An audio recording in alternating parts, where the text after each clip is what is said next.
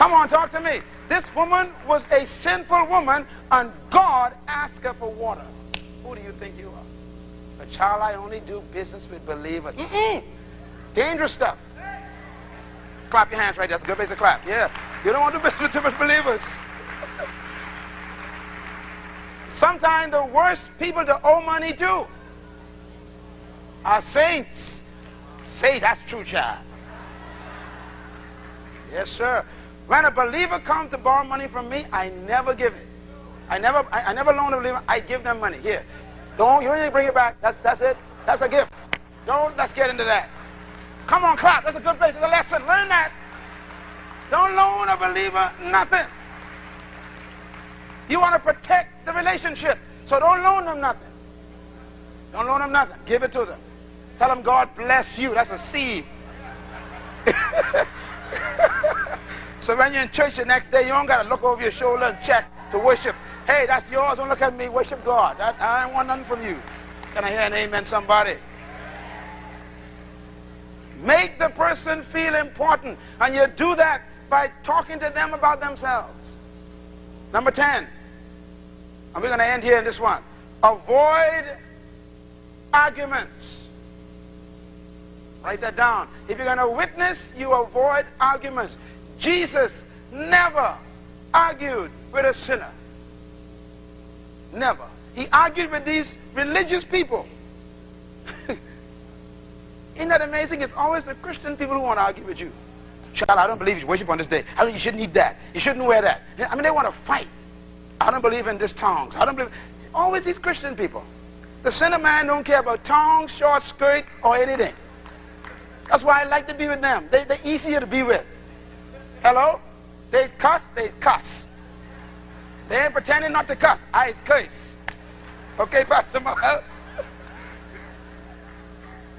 Am I right about this? Some of these saints, you go around and go, woo. Did you just say that? More difficult to be with these saints. These saints. Christ was very, very kind to sinners. He avoided arguments. Let me tell you what, to win people to your way of thinking, you should understand the futility of an argument. It doesn't win people. Let me put it this way. When you win an argument, you lose a friend. Write that down. Whenever you win an argument, you lose a friend. Because you make the other person lose face. You make them feel small. You need to understand that this is not about argument, it's about love. And some people are waiting. When you walk in with your I love Jesus pin, they are ready for you. They done got their whole list of scriptures out of context ready to work on you. So don't get involved in that. You want to win people because they are open, not because they are angry at you. When you win an argument, you make the other person feel inferior, and you can't open up a person's heart if they feel inferior to you. They actually hate you. I like this one. Write this down. A man convinced against his will is of the same opinion still. Say it with me. A man convinced against his will is of the same opinion still. You win an argument and the guy feels bad because he lost the argument. He still believes what he believes. By the way, I got a little hit here before we go. How do you win an argument without argument? Here's how you do it. Number one, you avoid an argument by a simple method I've learned that's been working in my life for 31 years. Here's how you win it. Write this down. Okay. Sounds deep, doesn't it? You can win any argument with 2 letters. What are they? Okay. So when someone comes and says, I don't believe that Jesus is God. Okay. And just look at it. Think how powerful those 2 words are. I don't believe in this Christianity thing. Okay. I don't believe that Jesus rose from the dead. Okay. And just don't move, just stay right there and look at him. Okay.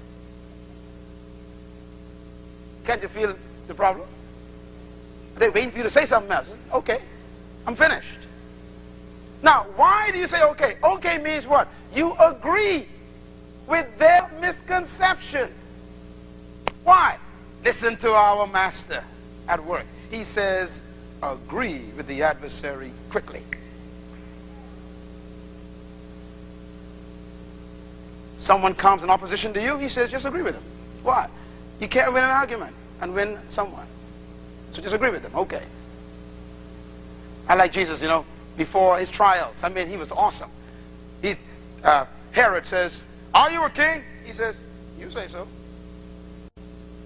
He just quiet.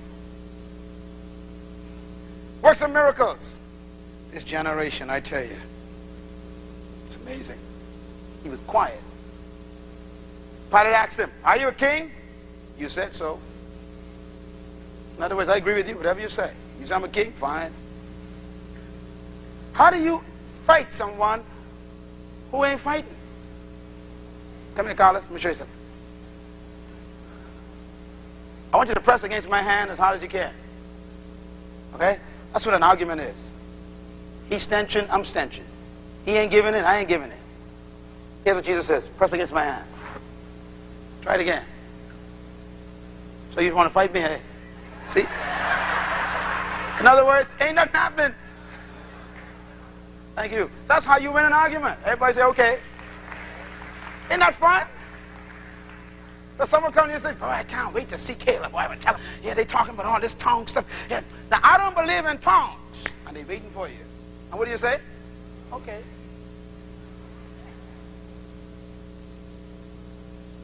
That's how you win an argument. Agree with your adversary. Listen to the rest of the words. Quickly, while he is in the way with you. In other words, while the relationship is good, stay in the relationship while it's good. It's frightening, isn't it?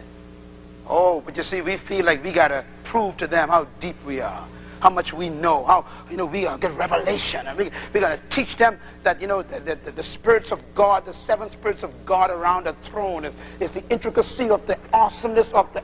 Shut up and just say, okay. Say, how do you know the resurrection is real? I really don't. Well, then why do you believe stuff? Because it works. But I don't believe in it. Okay. And you know what they do normally? It hardly ever fails. Later they come back to you and they say, I really, I'm not really a pagan, and see, the way is open.